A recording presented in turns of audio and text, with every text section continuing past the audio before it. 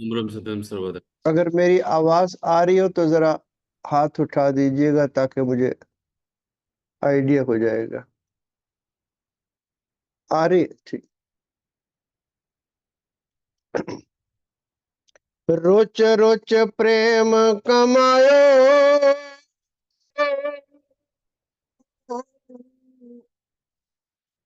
प्रभ के सिमरण माई,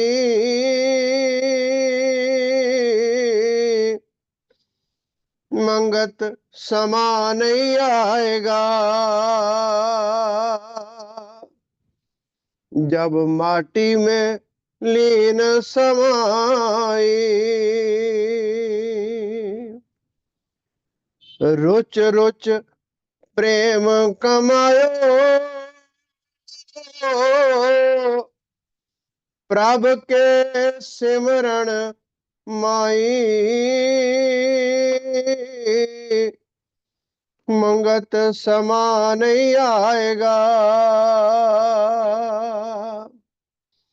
जब माटी में लीन समाई।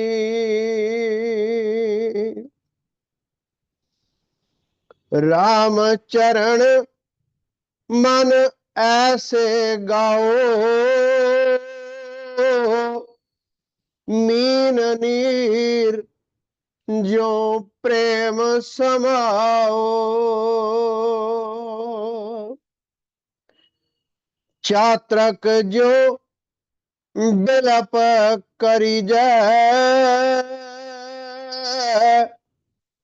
ए वेद रसना राम की लीजै।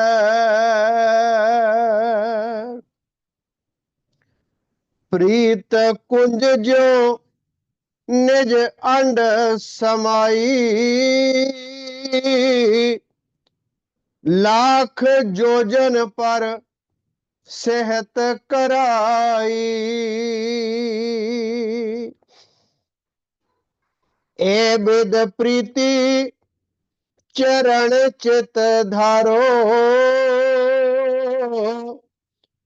राम भगत एक रूप निहारो।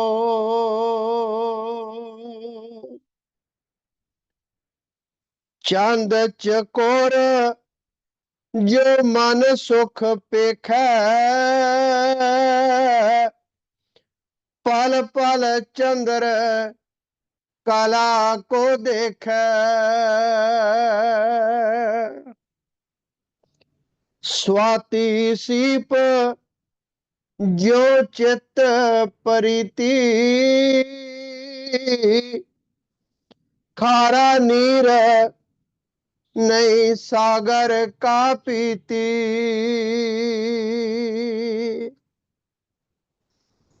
प्रभु की भगत को पाए के,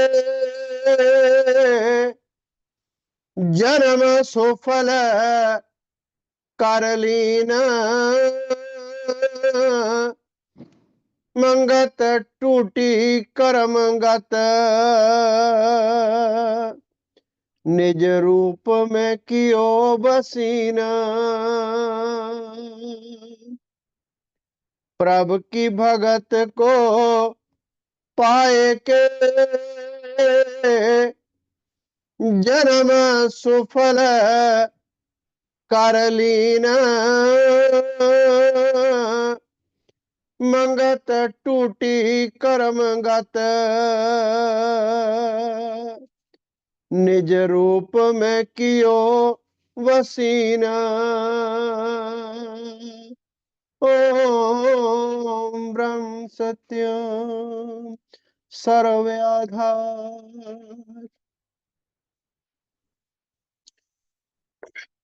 आदरणीय साध संगत जियो और जो प्रेमी सुन रहे हैं, बुजुर्ग प्रेमी आदरणीय ओम प्रकाश जी महाजन, के शर्मा जी, चरणों में दंडवत प्रणाम है। अगर आशीर्वाद मिल जाए तो कुछ बात कहने की हिम्मत कर सकता हूँ। ये एक ऐसा विषय है जो लाज़िम मजमून है। सिमरन, कोई कोई सब्जेक्ट ऐसा होता है इसको आदमी छोड़ सकता है, ऑप्शनल होता है। जब पढ़ते थे कुछ सब्जेक्ट कंपलसरी होते थे, उनको पास करना जरूरी होता था। सिमरन एक ऐसा सब्जेक्ट है जिज्ञासु के लिए, ये कंपलसरी सब्जेक्ट है। अगर ये भी कह दूं कि इसमें कोई ग्रेस मार्क भी नहीं है, उसकी दया जरूर होगी, उसकी दया पर ही सब कुछ निर्भर करता है। मगर खाली हम रजाई में बैठे बैठे उसकी दया के मुस्तहक हो जाएं, अभिलाषी हो जाएं, ना, फिर वो दया नहीं मिलेगी। ये मजमून सिमरन का आपने और मैंने पढ़ा बहुत है, सुना भी बहुत है।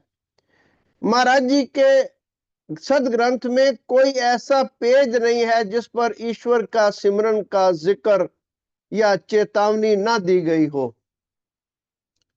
विडंबना ये है, दुख की बात ये है कि मेरे जैसा मूर्खानंद बात तो कर रहा है, मगर जीवन में, अमल में इस बात को हम नहीं लाते। ये जबानी जमा खर्च का विषय ही नहीं है, ये नितांत निजी विषय है और इस पर कारबंद होना ये बड़ा जरूरी है।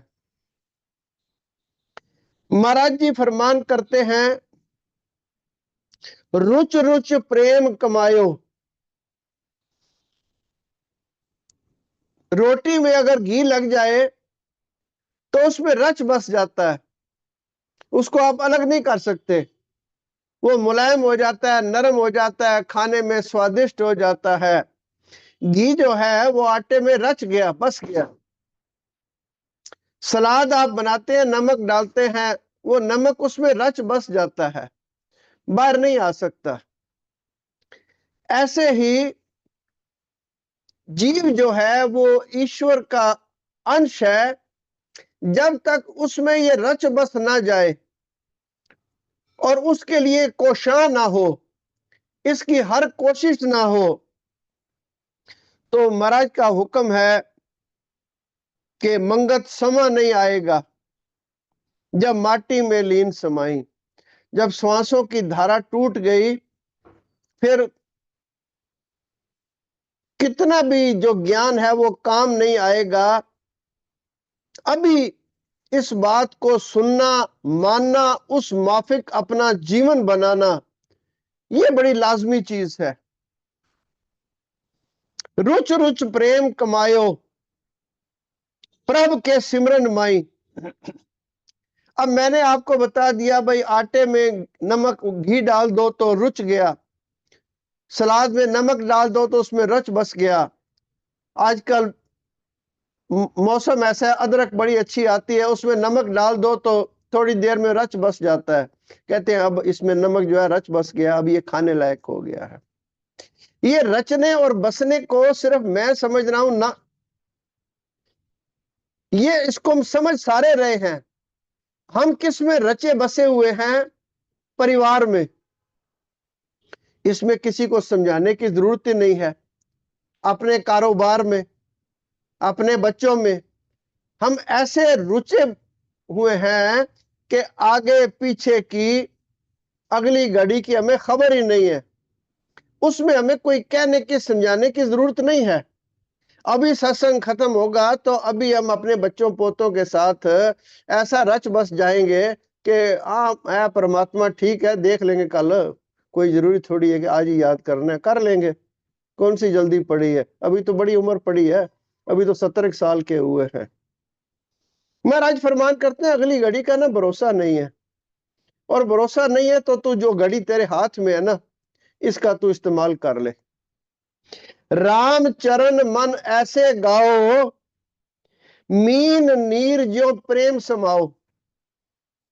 मच्छी जो है ना, पानी में तो खुश रहती है, जिंदा रहती है, तरबतर रहती है, पूरा खेल करती है, कुलेल करती है।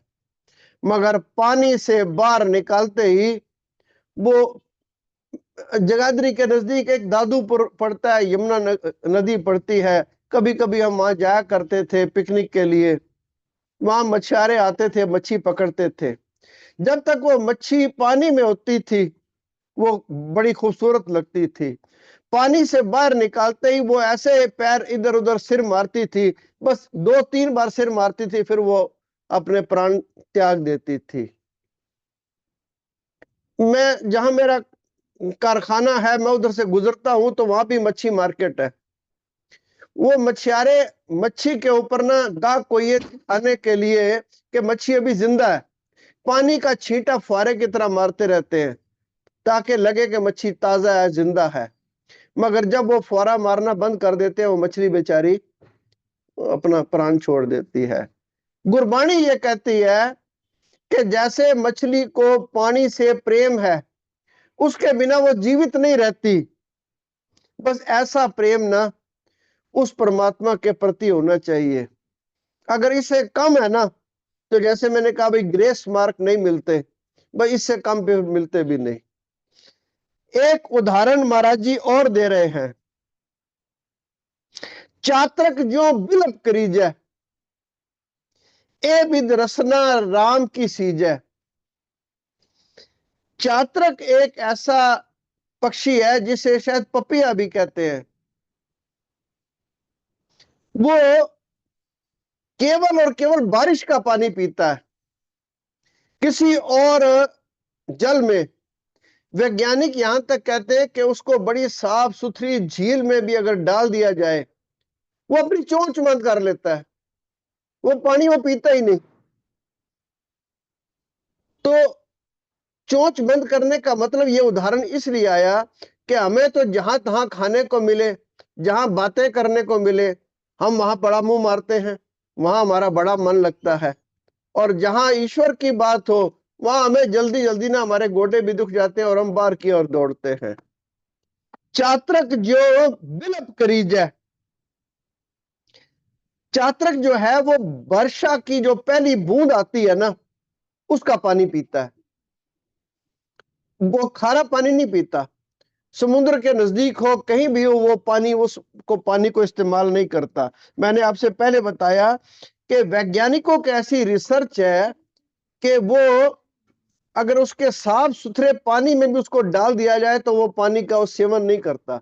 यानी जीव को केवल और केवल ईश्वर का सिमरन, उसकी याद करनी चाहिए, उसकी याद में समय बिताना चाहिए, एकांत में उसके प्रति बिरह होनी चाहिए, उसके प्रति जाग होनी चाहिए।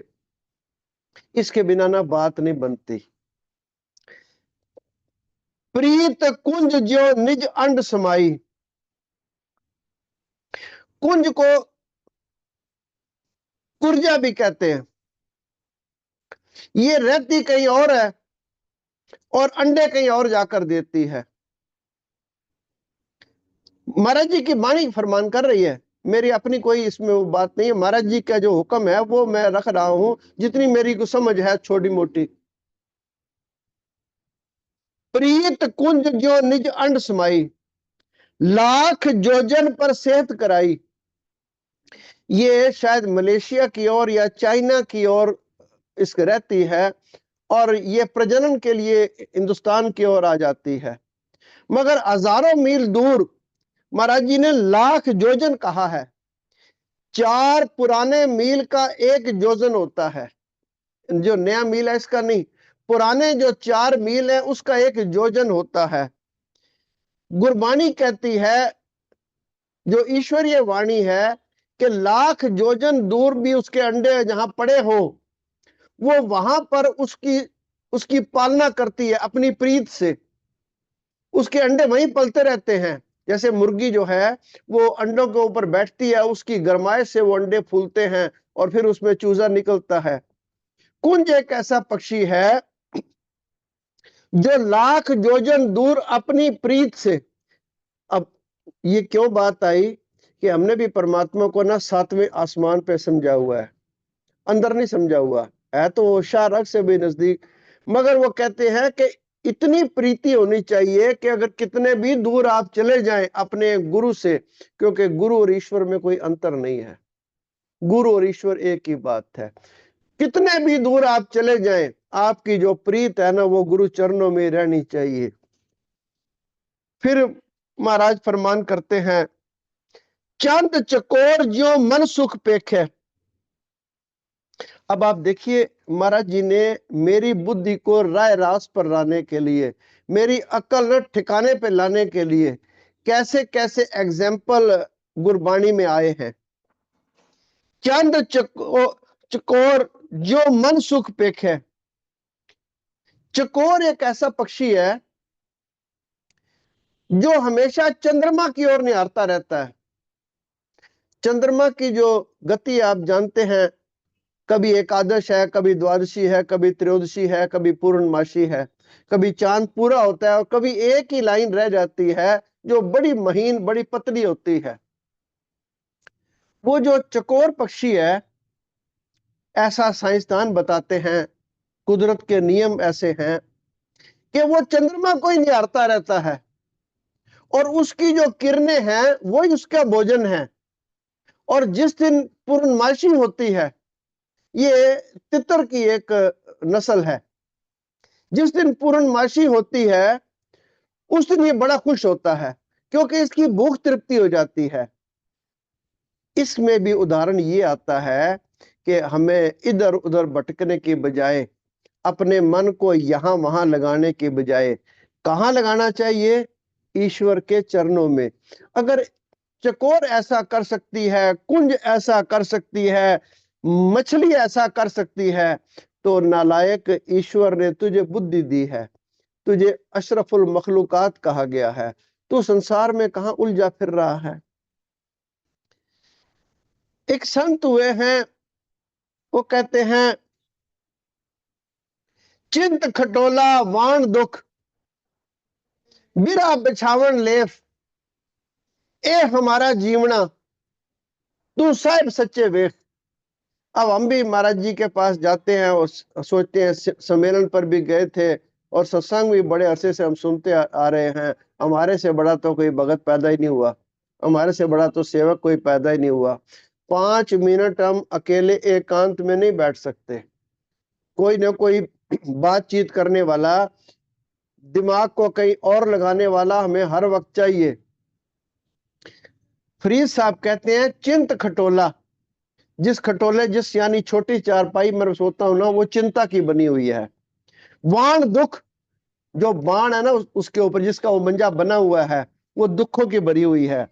बिरा बिछावन लेफ, और बिरा का जो बिछावन है वो मेरा नीचे बिछाना है। ए हमारा जीवना तू साहिब सच्चे वेख, कि मेरा जीवन ऐसे गुजर रहा है, क्यों ऐसे गुजर रहा है कि ईश्वर तेरे दर्शन नहीं हुए। मीराबाई हुई है, आदरणीय नरेंद्र जी जिंदल थे, इतनी तो मेरी काबिलियत नहीं है कि मैं कुछ कह सकूं, वो बड़े महाराज जी के सेवक थे। वो एक भजन सुनाया करते थे, कोई कहियो रे प्रभु आवन की, आवन की मन भावन की, कोई कहियो रे प्रभु आवन की, ये दो नैन कहा नहीं माने, बरस पड़ी जैसे सावन की, कोई कहियो रे प्रभु आवन की। उनकी आंखें ना इस ओर लगी हुई है कि कर प्रभु दर्शन देंगे।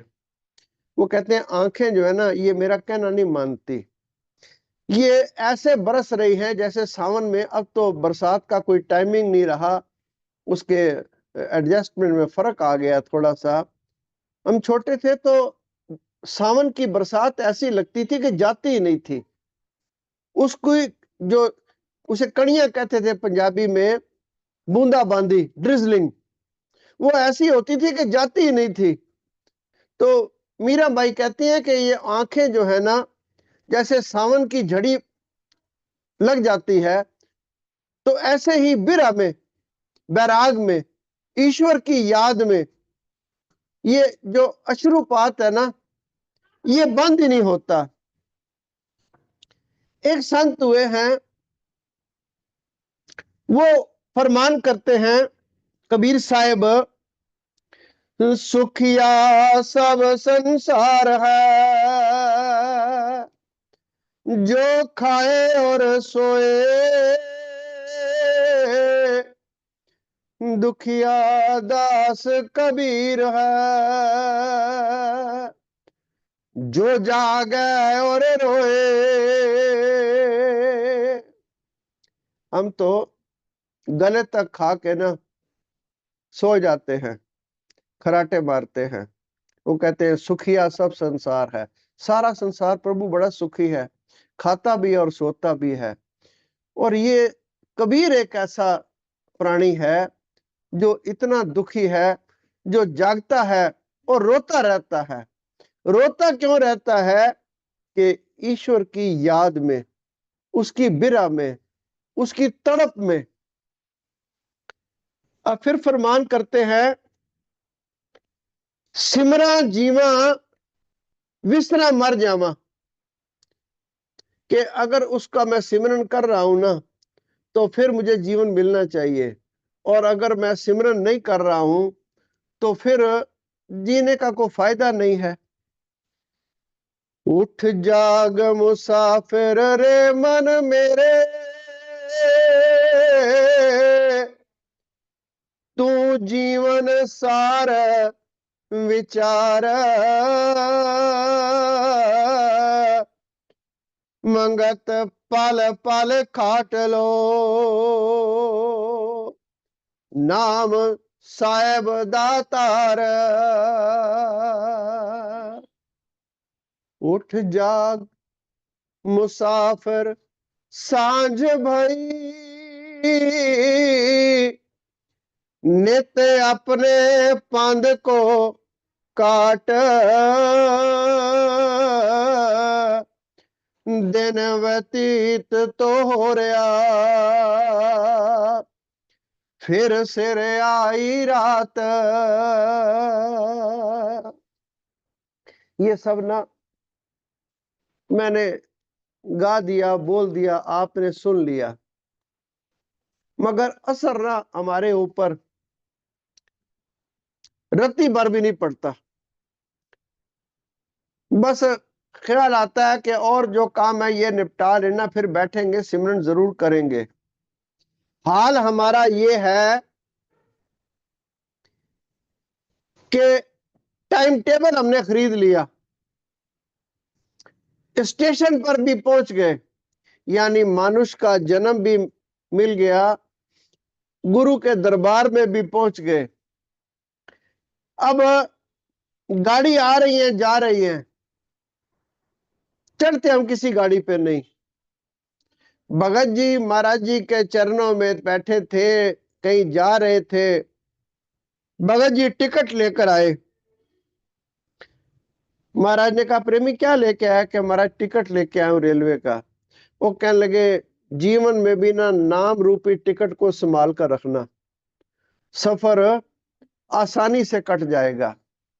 टिकट भी हमने ले लिया है, टाइम टेबल भी हमारे पास है, प्लेटफार्म पर भी हम खड़े हैं, पर गाड़ी में चढ़ते नहीं हम। पैसेंजर में भी चढ़ जाए ना, एक दिन लेट पहुंच जाएंगे, 2 दिन लेट पहुंच जाएंगे कभी ना कभी, मगर हम किसी ट्रेन में चढ़ते ही नहीं। हम सारी जिंदगी प्लेटफार्म पर खड़े खड़े गुजार देंगे।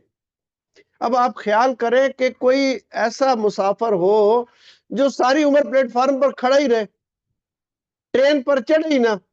अब ट्रेन पर चढ़ेगा? नानक नाम जहाज है, जो चढ़े सो उतरे पार। जो इस पर चढ़ेगा ना, जो इसको सिमरता है, तो वो इस जीवन में पार होता है।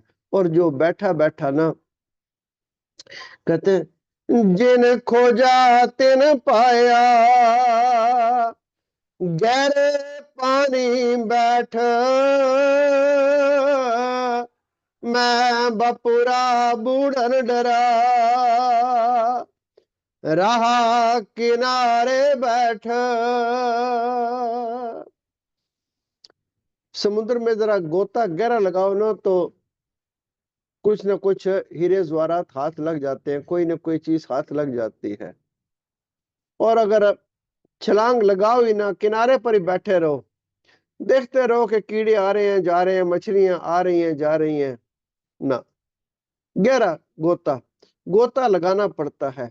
गोता अपने मन के अंदर लगाना पड़ता है, अपने आप से लगाना पड़ता है, अपना आत्म चिंतन करना पड़ता है, अपना आत्म मंथन करना पड़ता है।